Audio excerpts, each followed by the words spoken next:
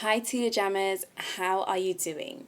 So I'm doing number two of recording. I just want to put that out because I'm very much a person that does recordings in one take.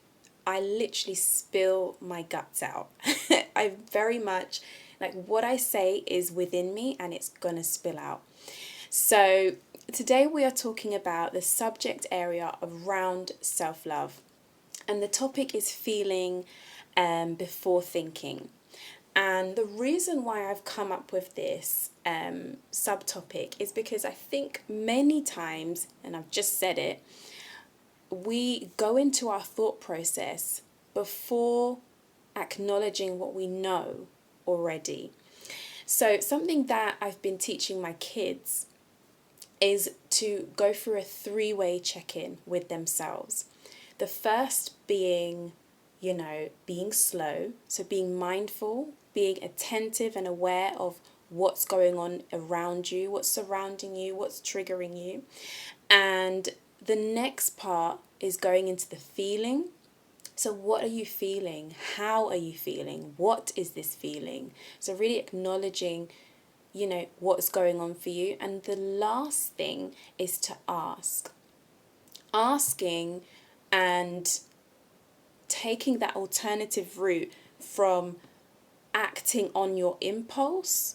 And do you know what? The thing about impulse is we are naturally predisposed to, react in a dangerous situation. But when it comes to certain traumas, certain emotional reactions, we genuinely just act from, okay, what do we know? What have we done before?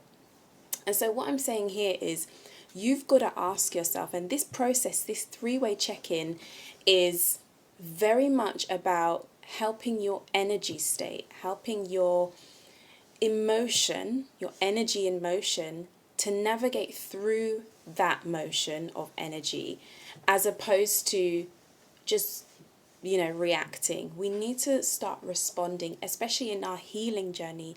We need to start responding in a way that's attuning to a loving state and not a state of fear, as it were. A lot of the time we are going to do things out of fear, and I'm not saying that this healing journey is just like love, love, love, fairies and sprinkles. But the reason that the fear is there is because we're thinking of the danger, and then the danger is taking over the feeling, and then the feeling is leading us to a behavior.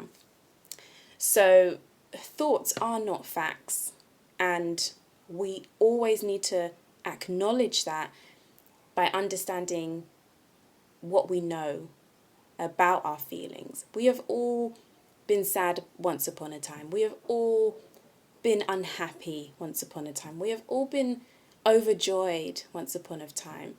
But it really isn't about thinking about what that feeling did for you. It's about knowing from the inside how we can navigate through that feeling, because every experience builds on another experience and another experience. So verifying and directing yourself through that process, through that energy and motion, whether it's through my what I've just explained, the three-way check-in, or just in a general way of just saying, oh my God, I feel like this. And then, knowing what to do.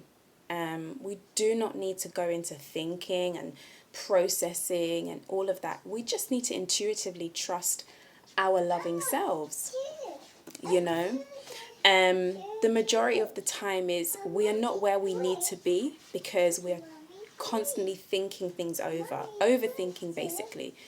Telling ourselves, is this going to happen? Is this going to happen? What if? The ifs and the buts and the whys, block us from allowing ourselves to be on our journey of trueness. The self-love journey is not an easy one, especially if we've been in predicaments where we are told and programmed and conditioned that we are not lovable. And so that's where the thinking comes in. We think, oh, we're not lovable. We're not going to achieve. We're not going to be worth this. But if you feel that you are able to love yourself, if you feel that other people love you, then gravitate to that. So check in with yourself. Understand that you can verify at any time who you are and who you need to be just for yourself. So I'll leave you with that. I'm going to love you and leave you for now. And I'll see you on the next one. So choose what you love and love what you choose.